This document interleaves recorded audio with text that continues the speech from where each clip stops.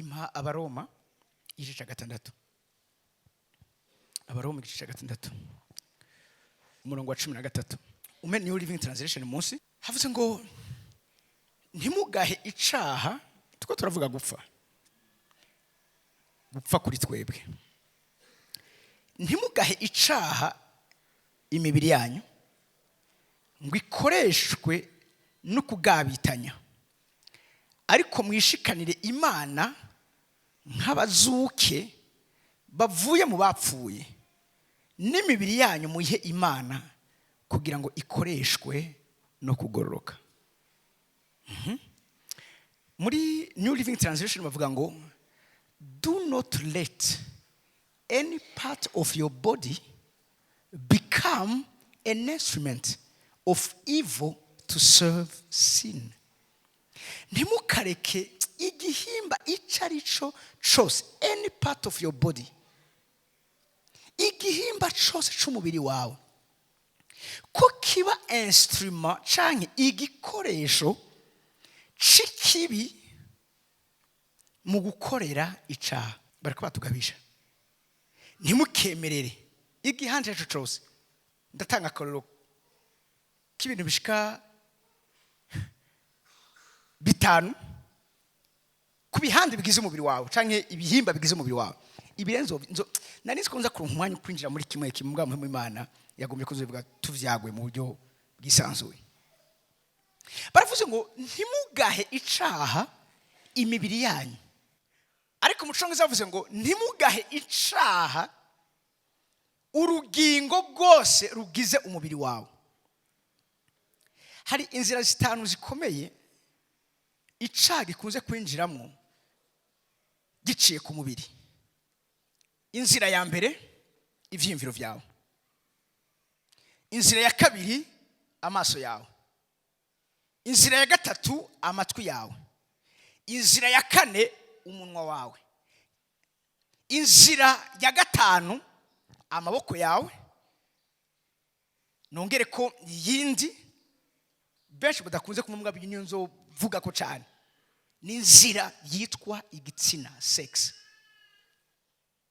Izo nzira 6 mvuze nizo nzira nkuru zikomeye imibiri ya benshi mu bana b'Imana ikunze gucikiramo ibikoresho by'ibibi bikoresha ivyimviro, amaso, amatwi, umunwa, ibiganza n'igitsina.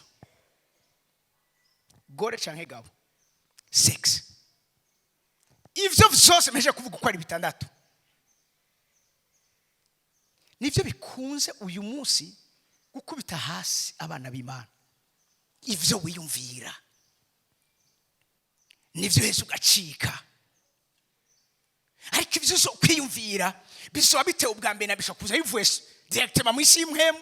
Cyo kimanuka abandi bashaka kubikubwira, bariko barakora transfer d'esprit. Bimaze gucika icyumviro cy'iwawe biravuga gute? Kwifuza kurakura mpa Yakobo niko rugamba turimo. Christianity is all about dying to self in order to live for Christ. Nicho na definition yindi ya Christianism. Yakobo 1:15 ya. Masa uko kwifuza these desires, uko kwifuza kwavuga na desire. Desire zozigira bigenze gute? Ariko uravye, ariko wumvise, ariko ukora koye. Muriko munanyumva?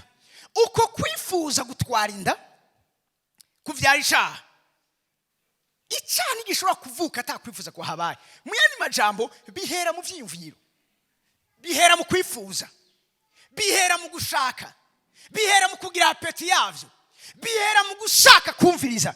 Uzikwara abantu benshi baguye mu cacu ubusambaye bashaka kumviriza ingene biryoshe ko abandi babwiye ati biraryoshe. Kuva uwo munsi nzokivuga.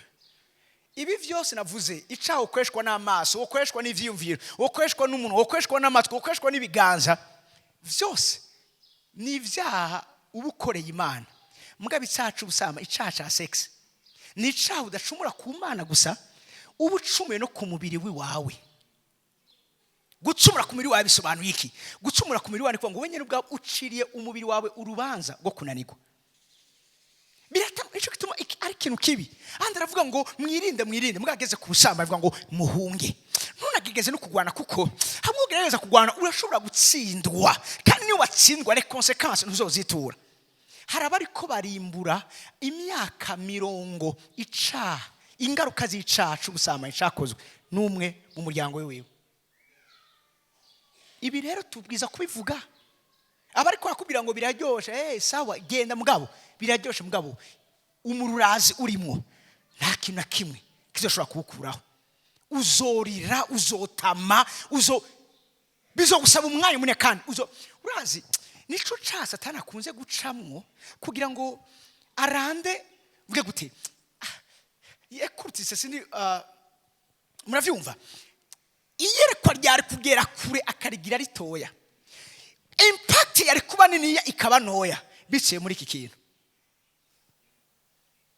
Bibiri kavuze ngo do not let any part of your body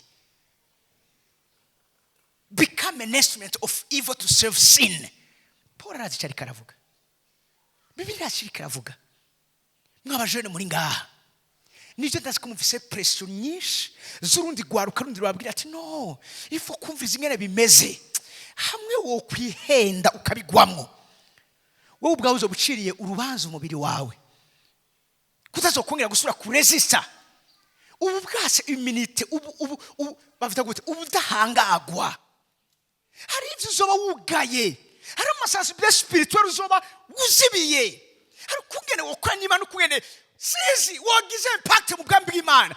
Bitazobigikunze kuko ni kimwe mu nzira Satani acamwo mu kwiba inyenyeri y'umuntu. Guce nama ndiko ndakora mpomba simvuze ngo ni bose, ariko kwabaye muri ivyo bintu hari abantu nta kindi abakeneye urya kandi ashobora kuza nk'intumwa kuko ari wagukeneye mugabo wowe ntiyoshobora kukuronka ingene mushobora kuryamana parce que muhuje igisina par exemple mugagaca aca ku ntumwa ya Satani cyangwa ku mukozi wa Satani akaguteza umukobwa akaguteza umugore akeneye iki akeneye urya mugisha ufise mu biganza vyawe kuko mbabwire umugisha si ibintu umugisha ni mwemu. Salomo nta kintu cyamutumye arangiza nabi iyi nzira yitwa ubusambanyi sex. Yagize abagore 1000 amajana 7 bemewe n'amajana 3 bincoreke 1000 birivuga gute. Salomo arangiriza mu bigirwamana yabijanye mubona abandi n'icacu ubusambanyi puruta mwibuka ingene Imana mugendeye akabona ibidasanzwe umuntu wese ukwifuza kubona mugabo kubera ubusambanyi kubera kureka urugingo rumwe rw'umubiri wiwe rukabiga ikoresho cikibi mu gukoresha yarangirije mu bigirwamana. Turifuza twese kugira iherezo ryiza kandi kuzoraga n'abana bacu iragigiza. Urazara abantu uyu mwanya bariko baragwana n'ubusambanyi kubera abavyeyi babo suka arivyo ni mwe mu bakururiwe parce que ni caca amaraso. Ivyo amaso yabakweretse ntibifatiye ku maraso, ivyo amatwi yawe agukoreze ntibifatiye ku maraso mugabo sex n'amaraso birivuga ngo ubuzima bw'umuntu buri mu maraso. Bivuga ngo hari ibindi bintu wempolse bizokugora ukungene ushobora kwitandukanya navyo. Cyangwa Paul avuga ngo umuntu ngenda usoma inzo bugarukako kandi ahejeje abikoni ba mbere 6 ku murongo wa 19 na 20. Hano ndangiriza ndabona ko haca bagacerere ngaha. Imana irakene umviriza nimba wari ubirimo ihane kandi uhagarike. Birashoboka ko Imana ikubabarira kandi kagusubiza mu nzira hama kumburika gufasha ngene urekupera ivyo watakaje mugabo ni wabandanya sinzi iherezo ryawe.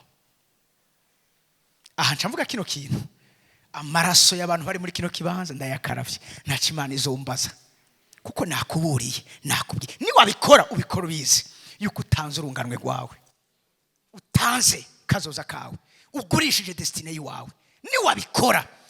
Niba bikoze utabizi ivyo twakoze mu kutamenya Imana yabitubabariye mugabo uyu munsi munamenye abigishijwe byinshi kandi abigishije byinshi bazobazwa byinshi. Ngira umuntu ari wandiye wawe uti nta kundi ko waje byari kubera vyizi utaza kumva aya majambo.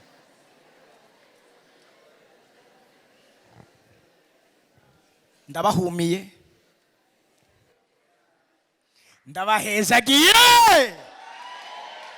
sindabahu Satani wengiye guhumira abo yarazi ko yaronse afise agiye kwicunganwe gwa abo turaba mwaka mu izina rya Yesu mpambe nimeze neza. Hama tweze ingabo dutunganye abasirikare bagiye gutonda urugamba kubw'ikanguro rya nyuma rigiye gufata ikibanza rigiye kurandagata mu isi yose aho Imana igiye kuza mu buryo budasanzwe gukora ibidasanzwe mu buzima. Mpambe nimeze neza muri kino kibanza. Ntimuzi yuko imibiri yanyu ari uri kuri genda kuri 17 sorry 17 ariko uwimatanije n'umwami wacu ababaye imhemu imwe nawe. Uwimatanije n'umwami wacu abaye imhemu imwe nawe. Next. Muhungu bushakanye. Ntavuze ngo mugwanye. Muhunge. Bavuze ngo run. Icyaha cyose gifatiye ku gitsina. Hunga. Biro umuntu ati hunga. Mbabwira ikintu kimwe. Satani ntandera agira kandi nta sona agira. Ntazokubahangura umushinga ntawe wijunja n'ijambo niho uvuga ijambo mu rubanza rw'iwanyu ngo niho guteza ico caha. Umviriza, ntazogutinya ngo uhora uvuga mu ndimi ngo ntazokuteza ico caha. Ntazogutinya ngo wize amashure menshi mu muryango wabatigeze biga. Umviriza, hunga. Ntazogutinya ngo umukozi w'Imana uhagara imbere y'abantu benshi. Hunga. Muhungu bushakanye. Icyaha cyose umuntu akora si icy'umubiri ariko ushakana. Avuze ngo icyaha cyose umuntu akora si icy'umubiri. Yamasha gukoresha icyaha. Icyo cyaha si icy'umubiri ni icyaha ukoreye Imana. Mugabo si icy'umubiri bari kwasigura iki? Kubijanye n'amakonsekansi zo kugaruka mu mubiri wawe. Ibindi byaha bindi si iby'umubiri. Mugabo avuze ngo ariko ushakana abacumuye ku mubiri wiwe. Abacumuye ku mubiri wiwe. Raho mu Cyongereza bavuga ngo no other sin so clearly affect the body as this one does. Ntakindi gishobora ku affect umubiri. Gishobora gutuma umubiri wawe uba umunyantege nke. Ntakindi gishobora kugwaza ingwara batigeze bagwara mu muryango wanyu. Ni icyaha. Hari abantu umunsi ko bagwara ama diabete atari ko yakari ingwara iri hereditaire kubera ko baryamanye mu miryango yabo afite karande ya diabete.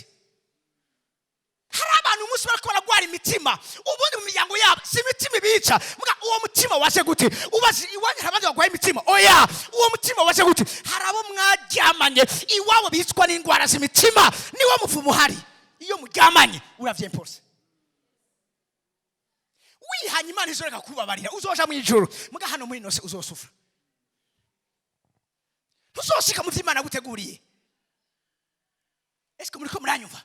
Ukibura gutaba abantu bahora batera imbere n'umuryango wa ruzi mu vy'ubutunzi ko uhagaze neza. Bigeze gute kuri uyu muntu? Abava muri uwo muryango mugaba bari kabuera abari umuntu wo hasa cirice. Nahani Satani yibira ayo mafavere aca mu nzira z'ubusambanyi. Dufise intahe nyinshi.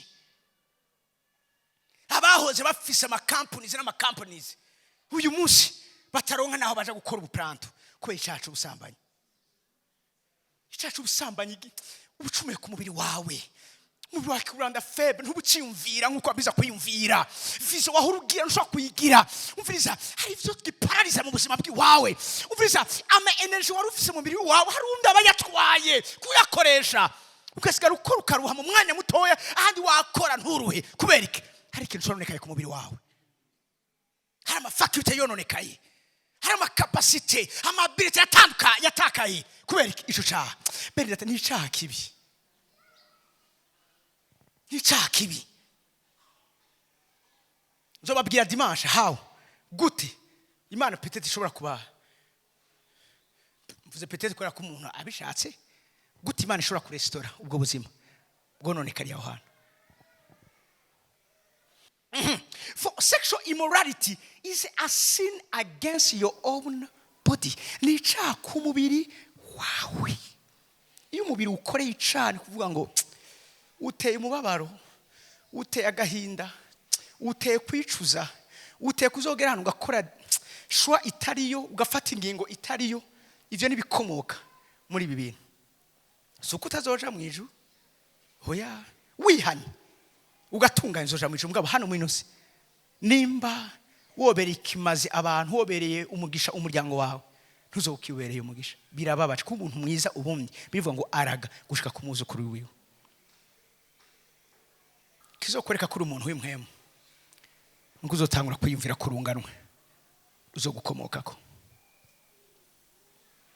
Hari ivyigo duheruka gukora ari kibazo cyatubaza nk'abapapa, mbega abana bawe nibababwira uko nyene wabayeho bazokumva babinezerewe ari fier?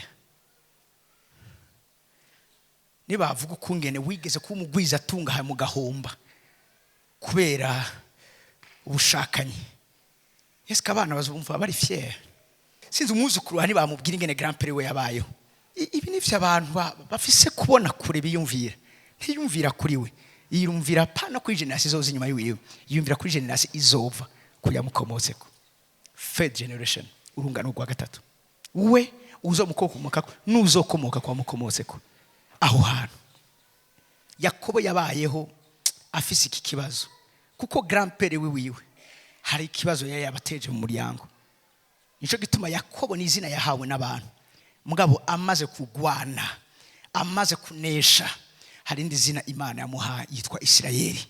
Ndasenga Imana ndangiza inyigisho yanje y'uyu munsi, ntugire izina gusa abantu bakwise, ariko kandi uzogira izina wiswe n'akanwa k'Imana. Aho Imana ivuga ngo ntuciswe Yakobo, wiswe Isirayeli, kuko wagwanye n'Imana n'abantu uranesha. Muhaguruke ku maguru yanyu dushima Imana.